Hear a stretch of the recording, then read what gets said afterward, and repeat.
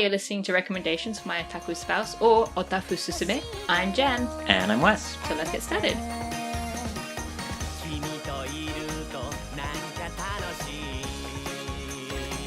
So, a couple of weeks ago, actually a couple of months ago, we threw out a post, podcast, and Twitter poll saying, hey, what should we watch for this season of anime? It's the spring season of 2020! Woo! And I think that was before the world went to pieces.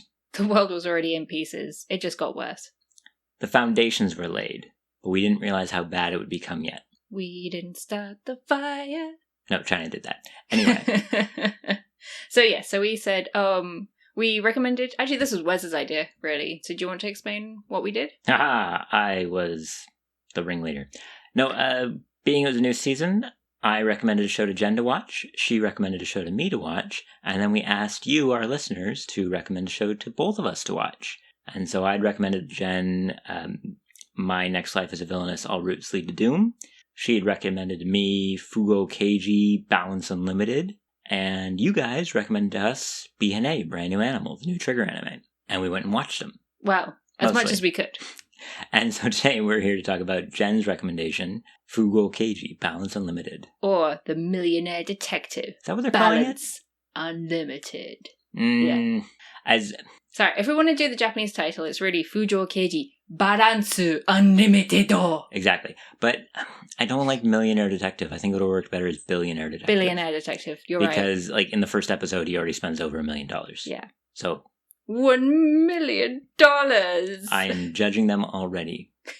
But we watched it on Japanese Netflix. Correct. Which means I didn't even know it was called that until 30 seconds ago. Told you. Yeah.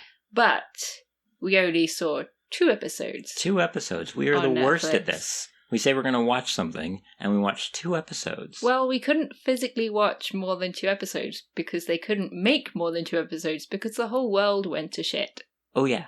Oh, yeah. Man. Well, to give a brief spoiler for my review, I'm kind of put out by this, because I really like those 2 episodes. I'm not too bothered, because even though it was my recommendation, I didn't like it as much as I thought I would. Really? Yeah. Well, in a twist of fate, then why didn't you like it? Well, should we first go into what it's about? It's like a brief summary of very, very brief introduction that we got to the series. Is it about a billionaire detective? Kind of. No. Well, he seems to me more like a billionaire who kind of decides to become a detective because he's rich. So you're saying he's a Batman without the trauma and the suit? He's a Batman without the trauma and the suit, and just, yeah, a personality. He has a personality. So does Bruce Wayne. I guess Batman doesn't, but Bruce Wayne does. But anyway. We have this billionaire who teams up with not really a rookie detective. Not a rookie at all. But more like a low-level detective, because none of the other cops really liked him because he was always more about doing things the proper way and being very straight-laced. He's too passionate. He's too passionate about, like, fighting crime. And helping people. Yeah, and so he stands up to this billionaire who kind of literally smashes his way onto the scene and bribes his way through everything. And he's like, that's not how you do police work. So this billionaire's like, I'm going to annoy you. And now we're partners. He's like, no. Actually, yes. Interesting enough, Mamoru Miyano. Yes. Is the voice of the younger detective Haru Kato. Yes. And the millionaire detective Daisuke Kanbei is played by Yusuke Onyuki. Okay. But I don't know who that is. But Mamoru is a pretty big name, so it was interesting that... Yeah, you were pretty sure he was going to be the billionaire detective. I thought, knowing the kind of roles he played, I thought he was going to be the billionaire, yeah. He twisted it. Yes, I was very surprised. Caught you off guard. So that's actually why I haven't been enjoying this series, is because Daisuke, the billionaire, is such an asshole. Well, I mean, the show is pretty clearly Fujoshi bait. I know, 100%, but it doesn't... And there's always an asshole in a yaoi relationship. I mean, there kind of has to be, otherwise you can't really have a relationship. Not all relationships are based on sex. Now, I mean, I'm kind of confused by this then, because we could tell from the get-go it was going to be Fujoshi bait. Yes, that's actually, why I was intrigued. From the get-go, it was, why is there a strange K-pop opening? Oh, yeah, that was good. Okay, the opening was good. I was like the ending. But that was my first thought. But then it was pretty clear it was going to be Fujoshi bait. And knowing that, and knowing the fact that there's always a jackass in Fujoshi couples. I mean, even in like fan Fujoshi couples. There's a jackass, and then there's... You can't be saying it in American. There's a jackass, and then there's Daisuke, who is just egotistical, self-centered asshole. Yeah, but that's like in every Fujoshi... I don't... No, because normally the assholes you get are more like tsundere assholes.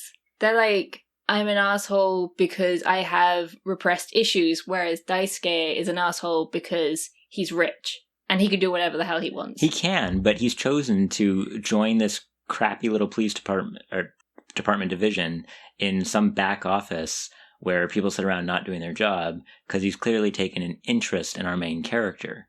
That's his Dede side right there. No, I don't know. I just didn't like him. They just didn't grow me at all. Man, I really enjoyed these first 2 episodes. Why did you enjoy these first 2 episodes then? Because it started off with a K-pop banger that wasn't K-pop for the opening.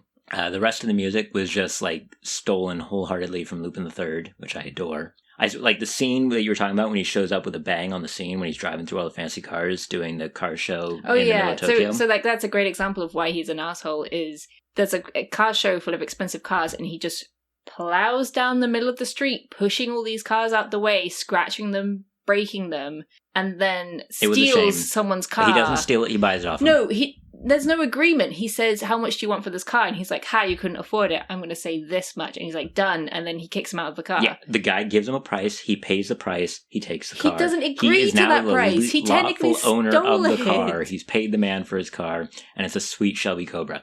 We're getting off the subject. Sorry, why did you like it? When he shows up in that scene, they're playing the Lupin theme. It's not even hidden. It is just, here's Lupin music because we can. I was like, okay. But why don't we just watch Lupin then? Because I love Lupin too. And there's like more Lupin. But it's not more Lupin, because at least Lupin's endearing. That's true. But I'm pretty sure that the lovable detective is going to get his comeuppance. Wait, the lovable detective or Daisuke is going to get his comeuppance? No, Daisuke is an asshole. I guess Daisuke is going to get the comeuppance, but the lovable detective is going to win out in the end. Yeah, I hope so. Once they make more. If they make more. I hope they do.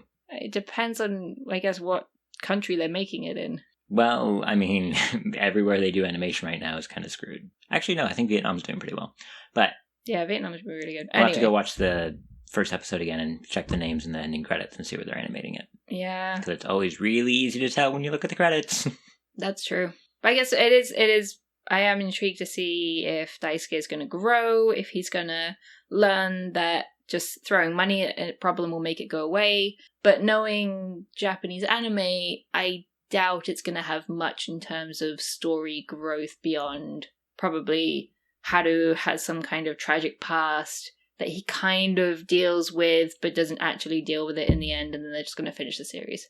I don't think Haru is going to have a tragic past anywhere. I think he is, because they hinted at something, a reason for why he fell out with the other police force. Because he believes in things. Exactly. Anyway, we just got introduced to Daisuke's sister in the second episode, and all this when he kind of breaks into their house accidentally. Man. Which also explained, because she's walking around. So the opening, I keep saying, is a K-pop tune, but it's also half James Bond. Yes. And that you have the two main characters running around doing cool shit, and then you've got just scantily clad women everywhere. I'm like, well, that's interesting. And it turns out that the scantily clad woman that you keep seeing is his sister, who you meet in episode 2. I'm not entirely sure where they were going with it. I don't think they were going anywhere. I think they just wanted to emulate Lupin and James Bond. Well, who doesn't? With some yaoi bait thrown in. And... It was, okay, this was 50% yaoi bait. Yeah. I normally like it, but I just couldn't get along with Daisuke. Do you think it would gotten more episodes to give him a chance, as opposed to just 2 and then you're done, force done, cut off here? Yeah, I think I would have needed a few more episodes, but yeah, I don't know. Because I'm really just remembering the time that you told me to read Punch. Okay, to be fair, I hadn't read that in about a decade before I recommended it to you. I just knew that you like sports manga and romance, and I was like, oh, this is a sports and a romance manga that I read when I was younger, and so I completely forgot about the assault. I'm sorry.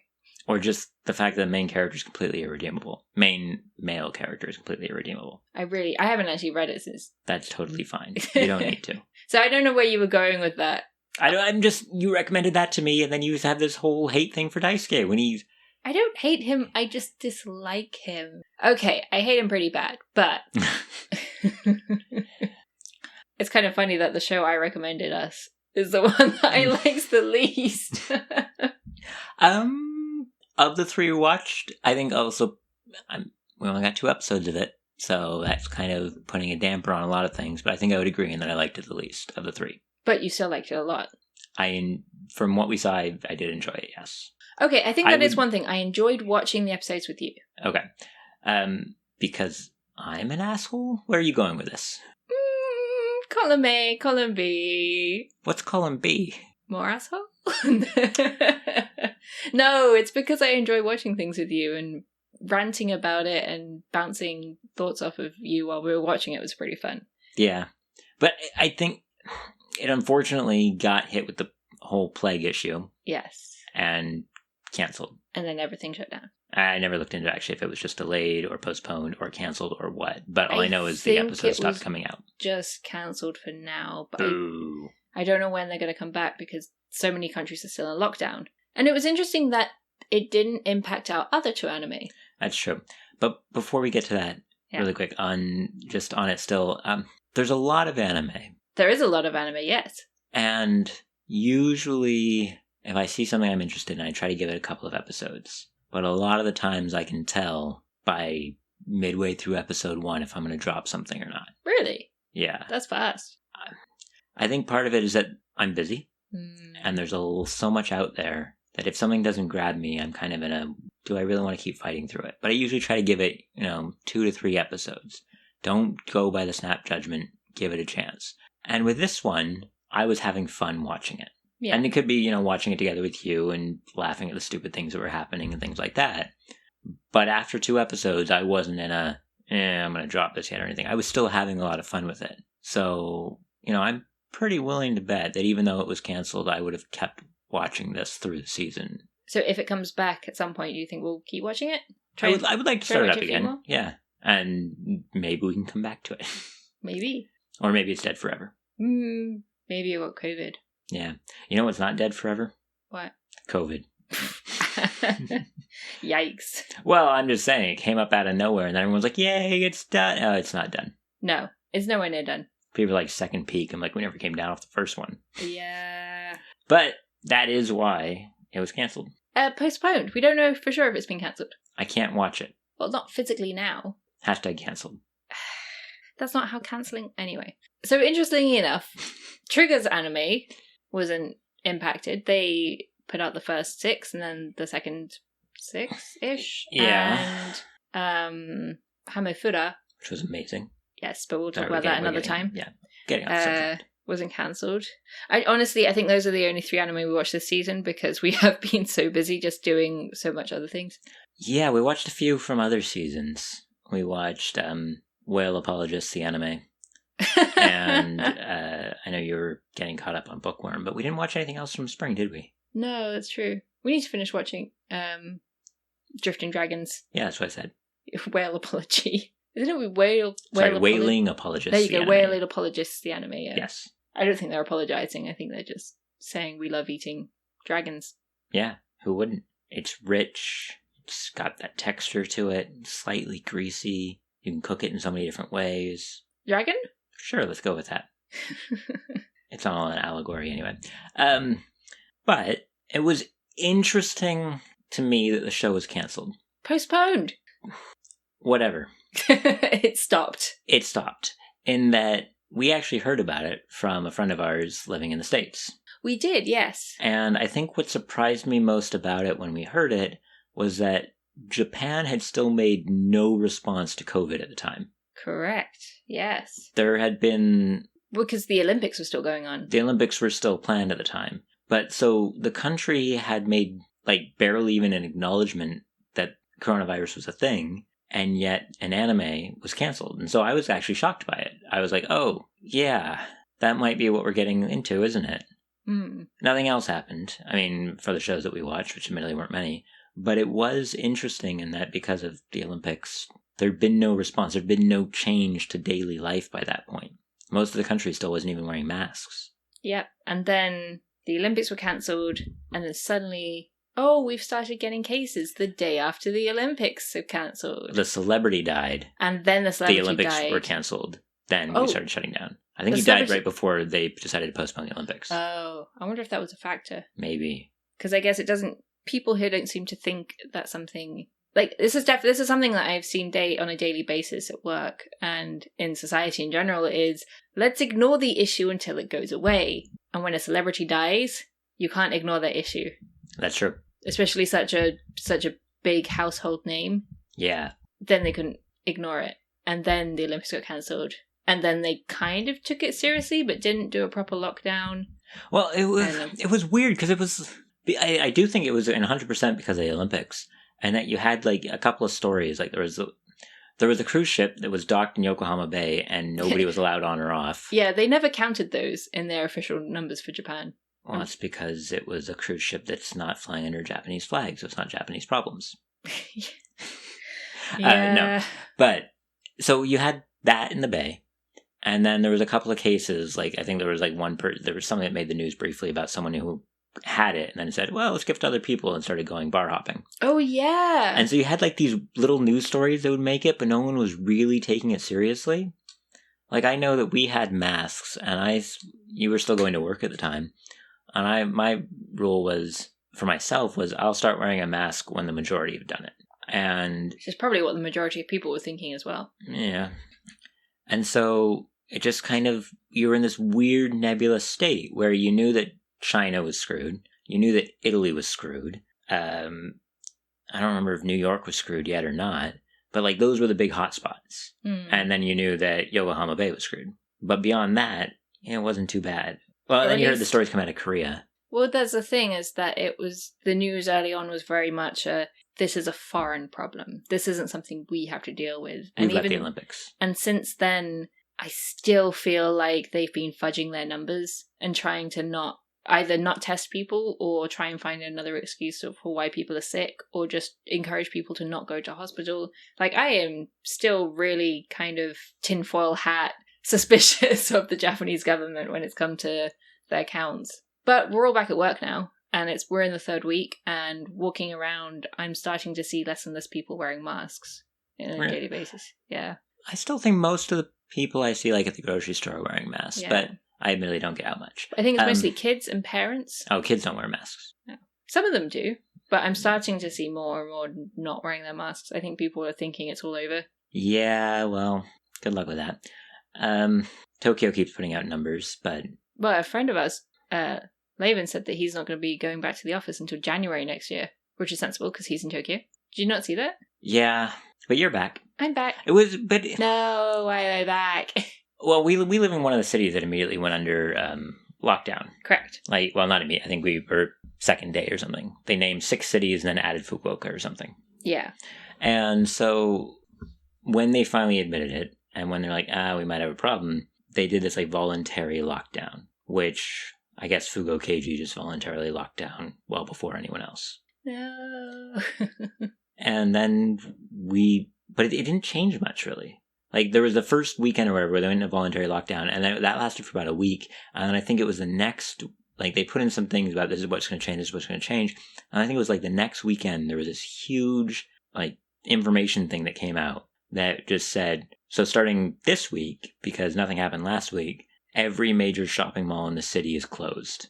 Yep. And I think that was the big catalyst. Because once all the big shopping malls shut down, like, they put out this huge list of everyone shopping down, and they pretty much said all stores closed except for food and drugs. Yeah. Like, drugstores would be open, food stores would be open, everything else was closed in these big shopping malls. Mm-hmm. And then all of a sudden, the week after that, you were working from home. Yep. Magic. And while I was working from home, we were trying to go out for walks more, and seeing a huge increase in the number of people out on the street in our neighborhood, probably because they'd stopped going into the center of town. Yeah. Like, I remember the first few weeks we kept seeing, like, hordes of kids in the parks playing together. Yeah.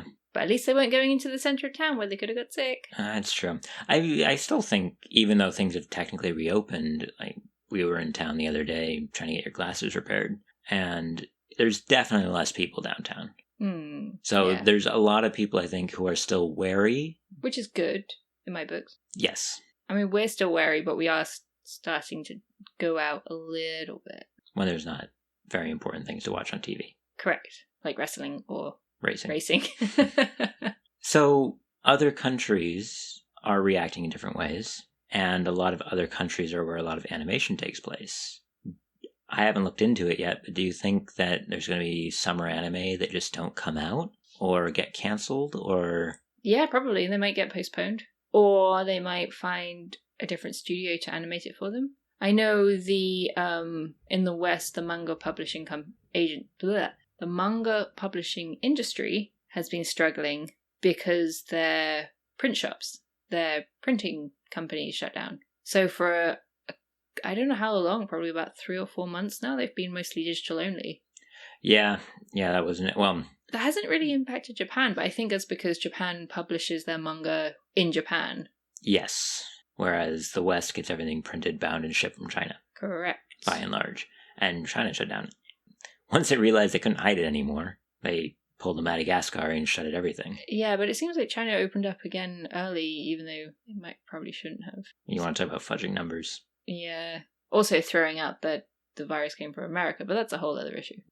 So yeah, I think I would not be surprised if we see more issues with anime for the summer, unless maybe this will encourage more studios to hire Japan-based animators. I don't know if that would be good for the industry or not, because I know Japanese animators, actually foreign animators as well, are paid absolute garbage, like the worst you could probably think of, because they kind of need it cheap. And that's, I think, why most animation companies use foreign companies, is because they can pay them garbage. And so if they have to start hiring Japanese animators in order to get their anime out at all, I wonder how that's going to impact the industry overall. Yeah, it's definitely something to look at. From the stories you hear, Japanese animators aren't paid jack shit anyway.